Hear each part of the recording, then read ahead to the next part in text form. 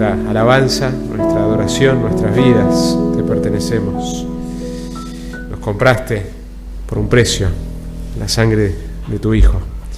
No somos nuestros para hacer lo que se nos antoja, somos tuyos.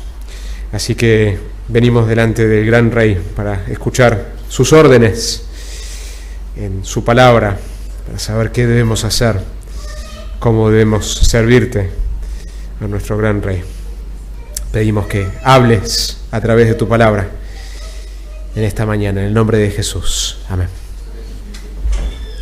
Muy buenos días a todos. Invitamos a los niños a partir de 3 años a 7 años.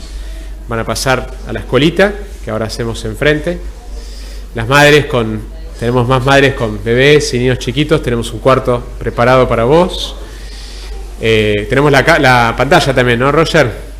Sí, con la pantalla, con el audio, todo listo. Así pueden tener suficiente espacio para que los bebés puedan estar tranquilos y ver la prédica. Hay una cámara detrás de ese reloj.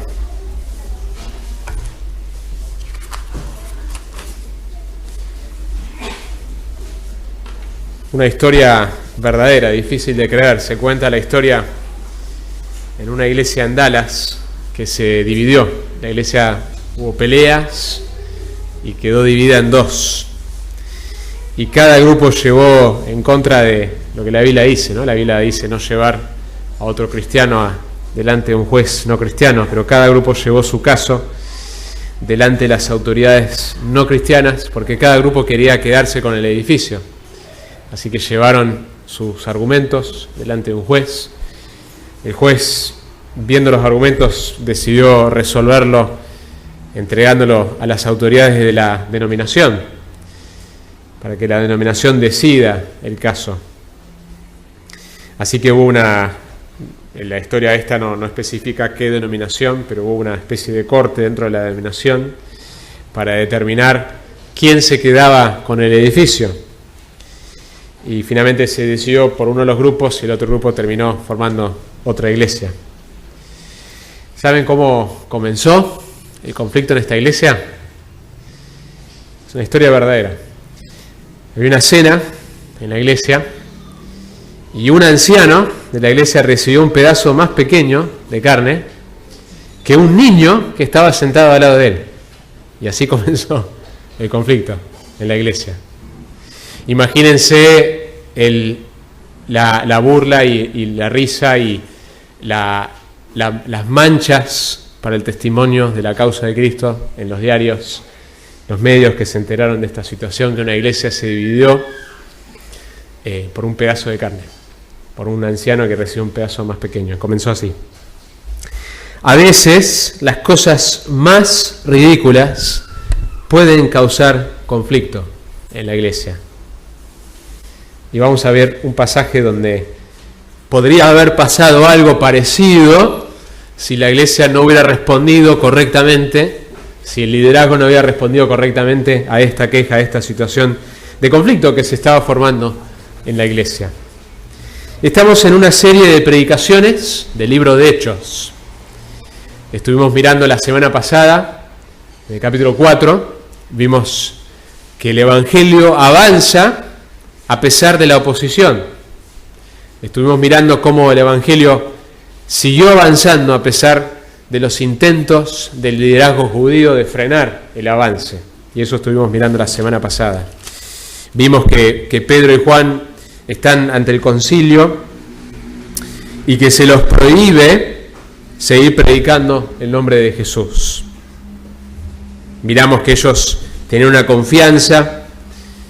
Versículo 13 del capítulo 4, vimos la semana pasada al ver la confianza de Pedro y de Juan y dándose cuenta de que eran hombres sin letras y sin preparación, se maravillaban y reconocían que ellos habían estado con Jesús. Y dijimos, qué bueno que lo que más se destaca de vos, que otras personas observan, es eso, es que la gente vea que vos estuviste con Jesús, que tu esposa, tu esposo, tus hijos, las personas en tu trabajo observen, esta es una persona que estuvo con Jesús.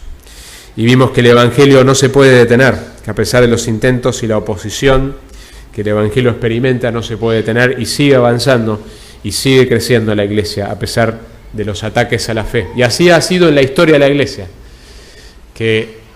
y aún en el libro de Hechos, que comienza con Hechos 1:8, que tenían que ser testigos en Jerusalén hasta el fin de la tierra, Judea, Samaria, hasta el fin de la tierra.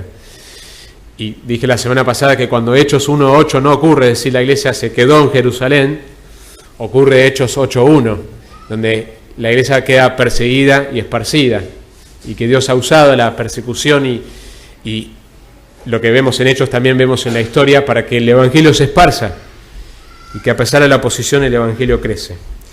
Para llegar a donde estamos hoy, contarles un poco cómo sigue la historia, lo último que vimos es que ellos terminan orando y claman a que Dios los ayude a proclamar con denuedo, y el texto termina, que vimos la semana pasada, que después que oraron, versículo 31, el lugar donde estaban reunidos tembló y todos fueron llenos del Espíritu Santo. Venimos hablando mucho de la llenura del Espíritu Santo en el libro de Hechos, y que vemos que la llenura en Hechos tiene que ver con el carácter de la persona y tiene que ver con una proclamación de denuedo, una confianza en proclamar el mensaje a pesar de la oposición, que a pesar de que se les prohibió por las autoridades, dice que fueron llenos y hablaban la palabra de Dios con valor.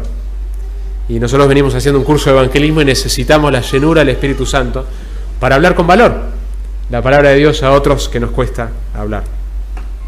El pasaje continúa y sabemos que la iglesia primitiva estaba tan enfocado en el evangelio que compartían todas las cosas. Dice que todas las cosas las compartían en común. Había personas que decidían vender sus cosas para poder ayudar a que las necesidades de la iglesia se cumplan. Y tenemos el primer caso de una disciplina fuerte en la iglesia, donde tenemos las dos personas, la pareja que miente, y dice, ellos tenían la libertad, nadie les impuso, porque no se puede imponer. En el Nuevo Testamento es un tema que se ve continuamente, la idea que el dar es algo que surge del corazón de uno, que si bien el Nuevo Testamento nos habla como mandato, la manera en que damos es no obligatoriamente, sino voluntariamente, y la cantidad no está descrita en el Nuevo Testamento. El 10% es una base, pero habla en el Nuevo Testamento cuando damos según hayas prosperado. Es el énfasis del Nuevo Testamento. Entonces lo que vemos en Hechos es que ellos tenían la libertad de vender o no el terreno, nadie les exigió hacerlo, lo hicieron de buena voluntad y es lo que Pedro les dice a ellos. Pero cuando les pregunta en cuánto lo vendieron, mienten, porque guardaron una parte para ellos.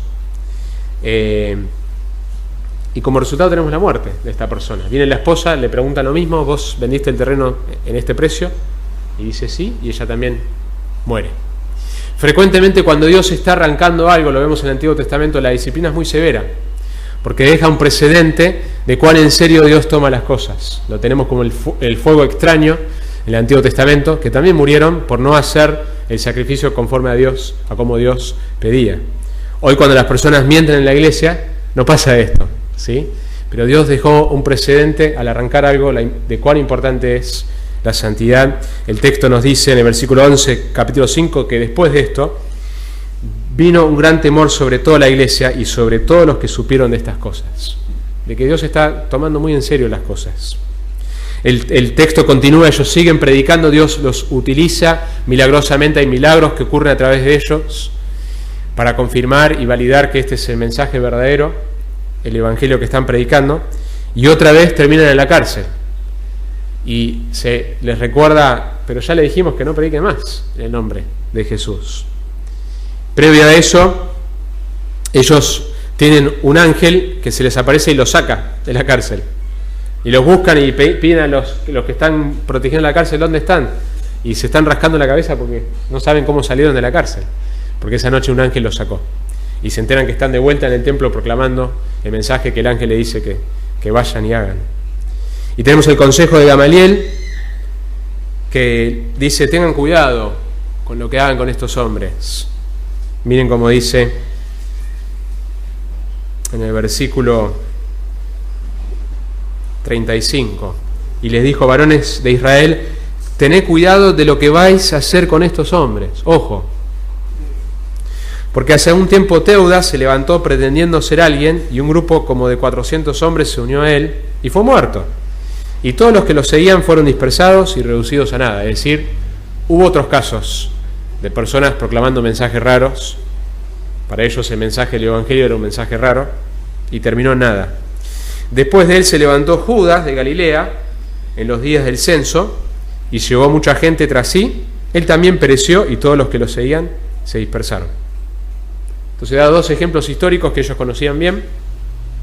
Y dice, por tanto, en este caso os digo, no tengáis nada que ver con estos hombres y dejalos en paz, porque si este plano o acción es de los hombres, perecerá. Se va a morir solo. Pero si es de Dios, no podréis destruirlos. No sea que os halléis luchando contra Dios. Qué consejo, ¿no? Dice que Gamaliel era respetado por todo el pueblo. Ellos aceptaron el consejo y después de llamar a los apóstoles, los azotaron. No pasen rápido por esa parte, porque lo menciona así de pasada, pero para que tengas una imagen, imagínate la película de la Pasión de Cristo. Ese es el tipo de castigo que era azotar, extremadamente doloroso, un sufrimiento, una tortura. Y les ordenaron que no hablaran en el nombre de Jesús y los soltaron. Y esto es consistente con el mensaje de la semana pasada. No se puede frenar. El avance del Evangelio y hoy no se puede frenar. No importa que haya persecución en ciertos países, no importa que ISIS mata a cristianos, el Evangelio sigue avanzando, no se puede detener. Jesús dijo, yo edificaré mi iglesia, las puertas del Hades no prevalecerán contra ella. 42, versículo 42, capítulo 5, y llegamos al texto de hoy. Y todos los días en el templo y de casa en casa no cesaban de enseñar y predicar a Jesús. Lo que acaba de escuchar que le dijeron que no hagan, ellos siguen haciendo, porque dijeron tenemos que obedecer a Dios antes que los hombres. No se aterrorizaron, no dejaron de predicar el Evangelio y predicar a Jesús como el Cristo, como el Mesías. Y llegamos entonces al texto de hoy. Dice, por aquellos días, es decir, ya pasó un tiempo, al multiplicarse el número de los discípulos, la iglesia está creciendo, surgió una queja de parte de los judíos helenistas en contra de los judíos nativos. Es decir, había judíos que habían quedado esparcidos por todo el mundo en ese momento. Y algunos habían adoptado el idioma y la cultura del lugar donde eran judíos porque descendían de judíos, pero ya se habían adaptado a los países en donde estaban. Y tampoco hablaban arameo. Los judíos arameos los judíos nativos eran judíos que eran de la zona de Israel, de Jerusalén.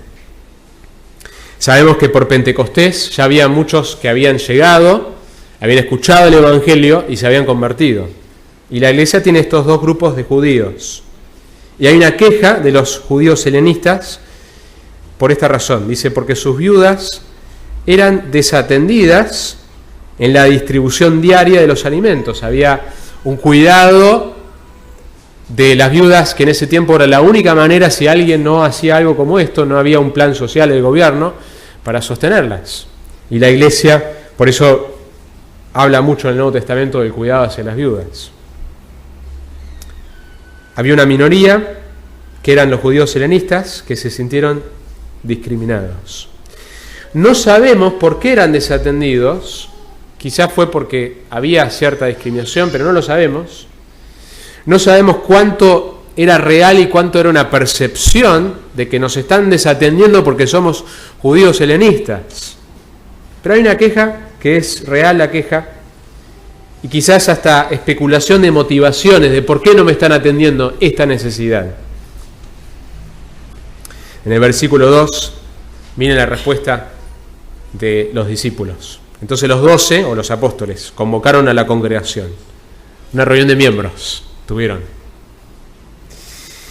Y dijeron, una congregación de los discípulos, dijeron, no es conveniente que nosotros descuidemos la palabra de Dios para servir mesas.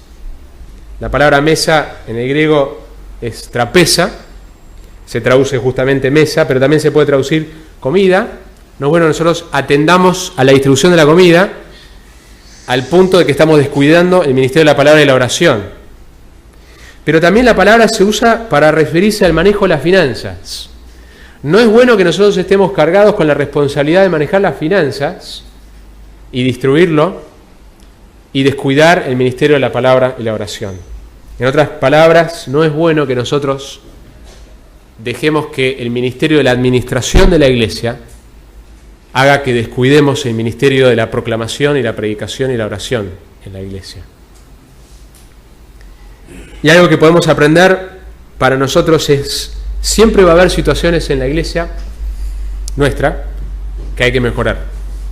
Tenía una conversación con Rodney Brown, que estuvo acá para la conferencia de consejería hace un tiempo atrás, y estamos teniendo una charla de pastor a pastor, de cosas lindas, del pastorado de cosas difíciles, y él me contaba de algunas dificultades, desafíos que él tenía como pastor, y me decía de una persona que le dijo: hay muchas cosas que no me gusta de la iglesia bíblica de Metro, se llama la iglesia bíblica de Metro, esperando que él iba a decir algo con respecto y disculparse, y lo miró y le dijo: sí, a mí también hay muchas cosas que no me gustan de la iglesia bíblica de Metro.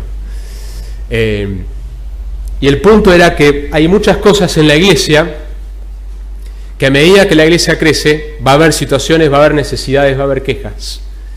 Y las quejas a veces son por realidades actuales, a veces son por cosas percibidas.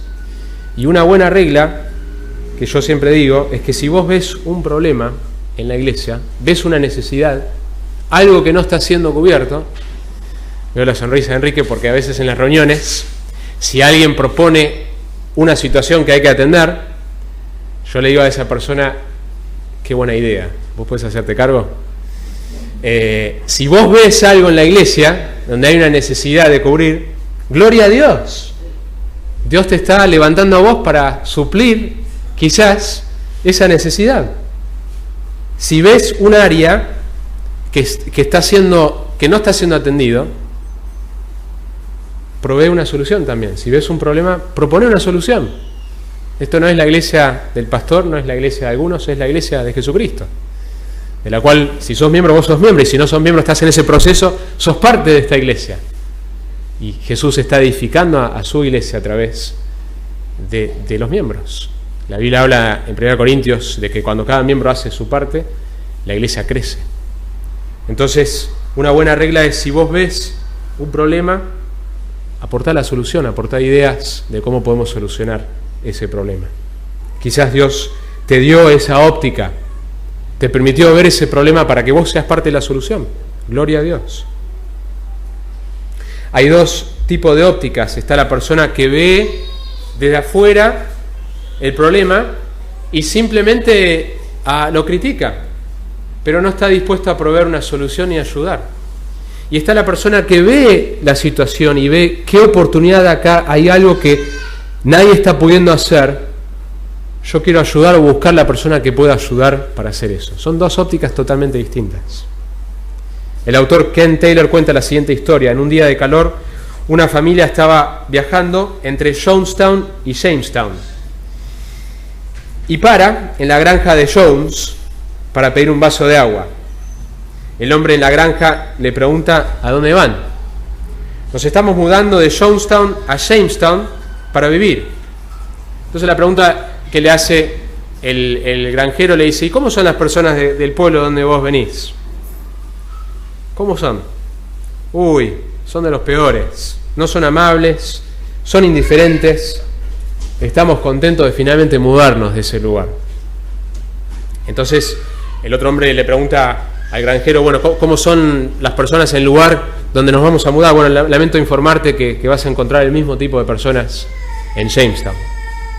El próximo día, otro auto para en el mismo lugar, con hablar con el mismo granjero, y también se está mudando de la misma ciudad a esta misma ciudad donde esta persona se estaba mudando. Y pregunta a la persona que se está mudando: ¿cómo son las personas en esta nueva ciudad donde vamos a mudarnos? Y el granjero hace lo mismo, le pregunta: bueno, contame cómo son las personas del lugar donde vos venías. Eran de los mejores, eran amables, considerados, nos dolió mucho mudarnos. Entonces el granjero dijo: bueno, van a encontrar el mismo tipo de personas en este lugar donde se mudan. Es una cuestión de óptica, de que esta persona veía todo de una manera y por lo tanto en cualquier lado que iba a verlo de la misma manera. Y a veces hay personas que Dios te ha dado quizás la personalidad donde tenés un ojo más crítico, y eso es una personalidad que Dios te dio, y en una reunión, sea de una reunión empresarial o una reunión en una iglesia, se necesitan tanto el optimista como el pesimista, tanto la persona que ve las cosas de una manera positiva como la persona que ve de una manera crítica. Ambas son necesarias. Dios te ha creado con esa personalidad. Si vos sos una personalidad que ve el vaso medio lleno, Dios quiere usar eso. El tema es que eso esté bajo la llenura del Espíritu Santo. De la misma manera, la persona que ve siempre el vaso mitad lleno y no mitad vacío tiene sus problemas también, porque no ve cosas que hay que atender. Pero el punto es que hay una óptica distinta y un corazón distinto en estos dos ejemplos.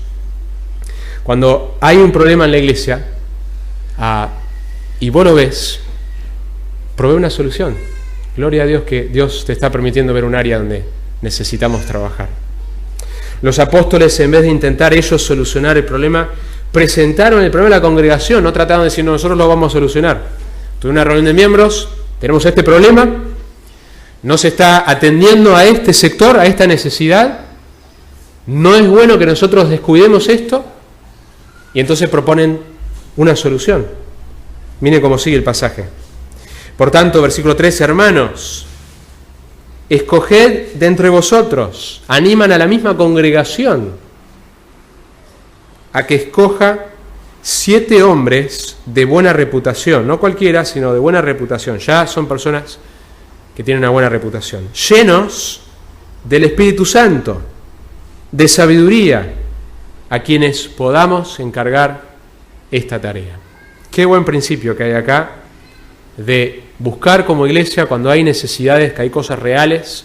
Un ejemplo de nuestra iglesia, el tema de la limpieza, siempre ha sido un tema que cuesta encontrar a las personas para limpiar. Bueno, es un ejemplo de reunirnos como miembros, como hemos hecho antes, y proponer. Y eso fue lo que hicieron acá en la iglesia primitiva. Propusieron, la misma iglesia surgió estas personas que ya tenían reputación, eran llenos del Espíritu Santo, tenían un testimonio, y se les encargó a ellos esta tarea. En el versículo 4, los apóstoles dicen, y nosotros nos entregaremos a la oración y al ministerio de la palabra. La prioridad del pastor, la prioridad del liderazgo tiene que ser la palabra y la oración. Lo que es verdad de una manera macro para la iglesia también es verdad para vos como cristiano. Tu prioridad en tu vida, con tus responsabilidades de trabajo, en el hogar, en la iglesia, tu prioridad tiene que ser la palabra y la oración. De la misma manera que lo es a nivel corporal para la iglesia, que haya un grupo de personas, uno por lo menos, y más, que se dediquen especialmente al ministerio de la palabra y la oración, también es verdad eso, de una manera de aplicación para tu propia vida. Frecuentemente sucede que con las necesidades que hay para atender en la iglesia, el pastor se desvía de esto y abandona su llamado principal de estudiar las Escrituras, de pasar tiempo en ellas, de orar, de tener esa proclamación los domingos fiel de las Escrituras, de tener enseñanza, de tener ministerio uno a uno con la palabra, porque está ocupado un montón de cosas que son necesarias, pero está descuidando lo otro. El título de esta charla yo le puse la organización de la iglesia, que frente al crecimiento de la iglesia encontró quejas y desorganización y se tuvo que organizar. Y al organizarse se tuvo en cuenta esta prioridad absoluta, que tranquilamente podría haber pasado otra cosa, la historia podría haber terminado de otra manera, donde los apóstoles, no, ¿qué van a pensar si nosotros seguimos solamente, si no estamos dispuestos a servir las mesas? Va a parecer como que no queremos ayudar y entonces mejor hagámoslo, porque ¿qué van a decir de nosotros? Y entonces empiezan a descuidar su ministerio de la palabra y la oración y la iglesia estaría debilitada espiritualmente como consecuencia. Por supuesto que ellos estaban dispuestos a hacer ese trabajo, es más, es muy probable que lo estaban haciendo, y llegó un punto donde no lo podían hacer más. Fueron ejemplos en su manera de estar dispuestos a hacer lo que era necesario. Y es correcto que el liderazgo haga cosas, lo que sea necesario. pero no al punto de descuidar el ministerio de la palabra y la oración, y eso es lo que ellos están notando. Si nosotros continuamos, no estamos pudiendo, si nosotros continuamos por este camino, ya hay una queja acá, y si nosotros tratamos de llenar esta necesidad, vamos a negar algo que Dios pide que nosotros no neguemos. No es correcto que neguemos ese trabajo. Si vos sos miembro de esta iglesia, o si estás en ese proceso de ser miembro, por definición, Dios quiere que vos sirvas dentro de la iglesia. La palabra miembro viene justamente de 1 Corintios, donde habla de un cuerpo, y de una mano, y un ojo, y un pie, que son miembros, y que tienen funciones dentro del cuerpo. La idea de solamente estar en la iglesia, sin servir, es ajena al Nuevo Testamento. Si soy miembro, debo estar usando lo que Dios me dio para usar. Quizás vos estás en proceso de descubrir y ver dónde puedo aportar. Yo quisiera animarte y desafiarte a que vos le pidas al Señor, Señor, ¿dónde es el lugar que yo puedo estar sirviendo? La iglesia Dios diseñó para que cada miembro esté ocupando un rol, no para que algunos lo hagan. Alguien describió que muchas veces las iglesias se parecen, una ilustración de Estados Unidos, se puede aplicar acá también, pero partidos de fútbol, donde hay miles de personas que desesperadamente necesitan ejercicio, y hay unas 11 personas que desesperadamente necesitan descanso, y que frecuentemente la iglesia es así.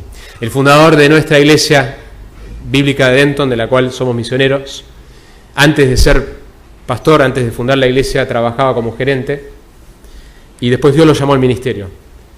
Y yo estaba leyendo hace poco la historia de la iglesia, y él describe, dice que él empezó a mirar las iglesias y se preguntaba en oración, Señor, ¿por qué el pastor hace todo? Yo cuando era gerente de la empresa tenía mucha gente que podía hacer los trabajos, para que yo no tenga que hacer todo y pueda dedicarme a las cosas que debía dedicarme como gerente. ¿Por qué el pastor hace todo? Y fundó la iglesia con un texto que quisiera leerles a modo de ejemplo, Efesios 4. Esto ha sido un texto central a la filosofía de la iglesia bíblica de Denton y ha afectado nuestra perspectiva de esta iglesia. Versículo 11 y 12 dice, y él dio a algunos el ser apóstoles, a otros profetas, a otros evangelistas, a otros pastores y maestros. Entonces habla de personas que Dios dio, dos de los cuales los profetas y los apóstoles eran únicos al primer siglo, porque el mismo libro de Efesios dice que fueron parte del fundamento de la iglesia. Ya no hay apóstoles, no hay profetas, sino que los que hoy Dios ha dado a la iglesia son los evangelistas, y el segundo grupo es el pastor maestro, con este propósito, a fin de capacitar a los santos. El trabajo principal del pastor maestro y de los evangelistas es capacitar a la iglesia. ¿Para qué? Para la obra del ministerio, para que la iglesia haga la obra del ministerio. ¿Para qué? Para la edificación del cuerpo de Cristo, hasta que todos lleguemos a la unidad de la fe y del conocimiento pleno del Hijo de Dios, a la condición de un hombre maduro, a la medida de la estatura de la plenitud de Cristo. Que la madurez de la iglesia como cuerpo está directamente relacionado en que primeramente el liderazgo capacite a los santos y que los santos hagan el ministerio. La iglesia está compuesta de miembros que sirven en el ministerio al Señor, y esa es la manera que la iglesia se organiza, y es algo parecido a lo que pasó acá en Hechos 6. El desafío que te dejo a modo de aplicación para que lo vayas pensando: si vos no estás sirviendo actualmente en la iglesia, no sé cuáles serán las razones, y sé que hay distintas limitaciones, pedile al Señor, Señor, yo quiero servir, no sé cuál es el área, y habla conmigo, habla con uno de los líderes, y vamos a buscar un área donde vos podés servir, porque vos sufrís cuando no servís, y la iglesia sufre cuando vos no servís. Según un estudio, el pastor promedio en Estados Unidos, es esta estadística, pasa 3 minutos por día en oración. 3 minutos por día en oración. Cuando yo estaba en el seminario escuché una estadística, era 7, o sea que bajó de 7 minutos a 3 minutos. Qué terrible. Como dice Santiago, hermanos, esto no debería ser así. Andrew Bonar, el ministro escocés del siglo XVIII, en su diario escribe: veo que si no me dedico a oraciones cortas durante cada día en intervalos, pierdo el espíritu de oración. Demasiado trabajo sin la oración correspondiente. Son cosas que fue anotando en su diario. Y después más adelante dice: pasé 6 horas hoy en oración, lectura de la Biblia, confesando mi pecado y buscando bendición para mí y para la congregación. Qué bendición es que cuando cada miembro hace su rol, el liderazgo puede priorizar adecuadamente el ministerio de la palabra de oración y la iglesia está más sana. La iglesia está alimentada, la iglesia está liderada por alguien que está haciendo esto, que queda como modelo para la iglesia. Otro autor, el doctor Donald Gray Brownhouse, agrega: ningún hombre puede adecuadamente llenar el púlpito si no pasa miles de horas año tras año en el estudio de la palabra de Dios. 100 años atrás, los pastores acostumbraban poner las iniciales B corta DM después de su nombre. No se trataba de la abreviación de un grado académico, sino una descripción de su trabajo. Las iniciales corresponden a las palabras latinas verbi domini minister, es decir, ministro de la palabra del Señor.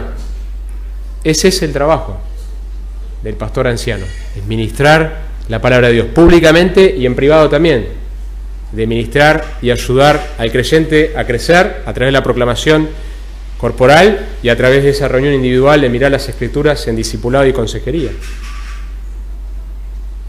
Mire cómo continúa el texto.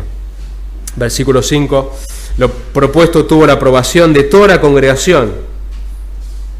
Entonces hay una propuesta, la congregación se involucra, elige, la congregación lo aprueba. Y escogieron a Esteban, un hombre lleno de fe y del Espíritu Santo, que va a aparecer más en el libro de Hechos.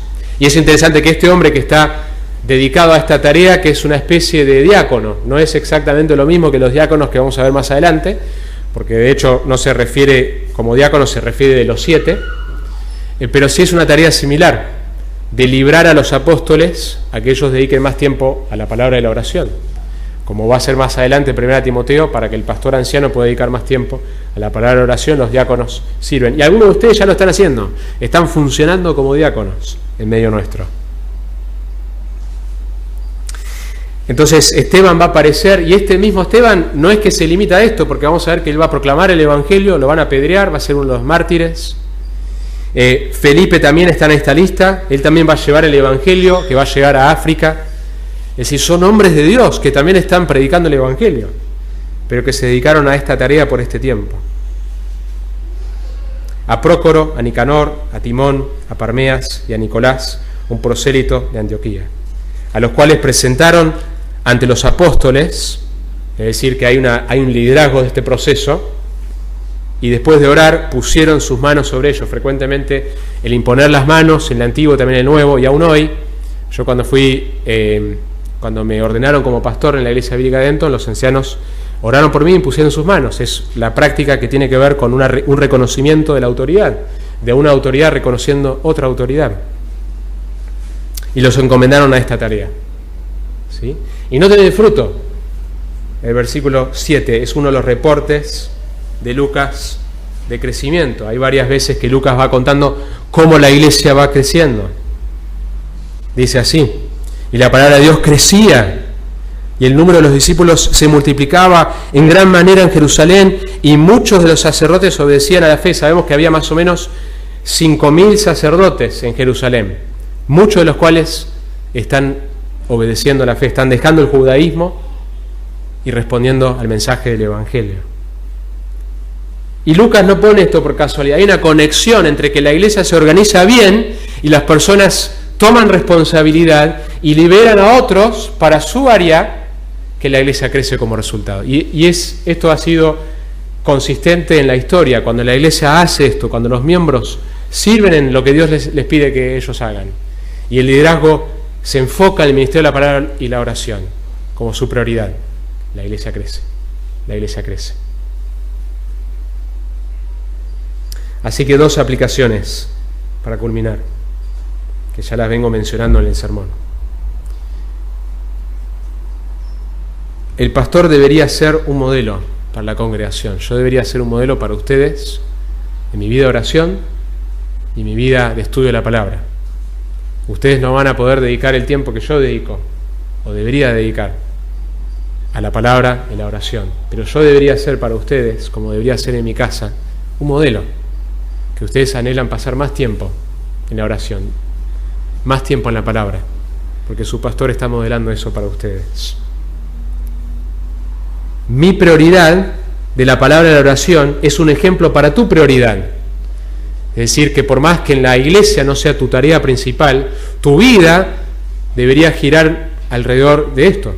Principalmente tu prioridad número 1 debería ser la palabra y la oración. Es la vida de oración y la palabra una prioridad, o debería ser una prioridad absoluta en tu vida. Toda tu vida cristiana fluye de esto, y no se pueden separar, tu vida de oración y tu vida de las Escrituras. Ha pasado con denominaciones y grupos de iglesias que enfatizan uno o el otro, van juntos, tu vida en las Escrituras y tu vida en la oración. Entonces una aplicación es, ¿cómo estás con tus tiempos en las Escrituras? ¿Cómo estás con tu vida de oración? Debería ser la prioridad absoluta, que vos encontrás el mejor horario en el día, y por encima de todo lo que vos haces, yo necesito escuchar de Dios, necesito alimentarme. Yo no cuestiono cada día si voy a dormir o no voy a dormir, si voy a comer o no voy a comer. No lo cuestiono, así debería ser mi tiempo con el Señor. Toda mi vida fluye de esto, mi vida cristiana. Aplicación número 2, si sos miembro y no estás sirviendo, serví. Serví en un área. Yo sé que hay necesidades reales, hay horarios reales, y sé que estamos en un tiempo de verano, hay transición, pero quiero animarte a que a medida que arrancamos el 2015, ores al Señor. Señor, yo quiero servir de la manera que vos me estás pidiendo que sirva en la iglesia, si no lo estoy haciendo. Si ves una necesidad, vení y habla con uno de nosotros. Veo que esto no se está logrando. Buenísimo, ¿qué ideas tenés? Vamos a charlar. Hay un montón de cosas que hay que hacer. Necesitamos que vos aportes también. Charlá conmigo, con uno de los misioneros, con uno de los alumnos del CCP, y proponé tanto el problema como la solución. Te escuchamos. Estamos creciendo juntos y anhelamos que vos participes también de ese crecimiento. Oramos.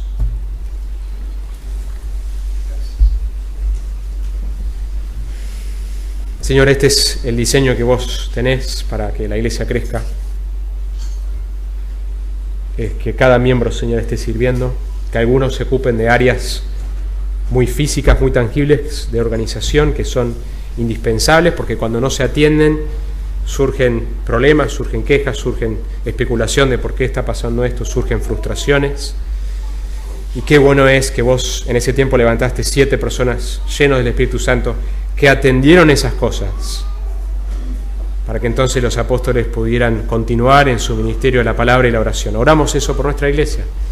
Hay muchos que ya están sirviendo de maneras muy prácticas y concretas, otros que quizás no saben, no sé por dónde ayudar.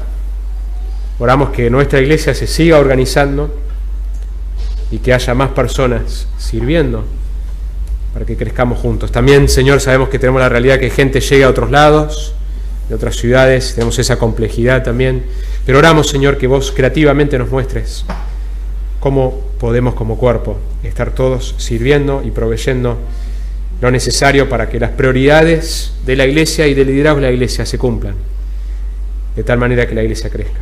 Te lo rogamos en el nombre de Jesús. Amén.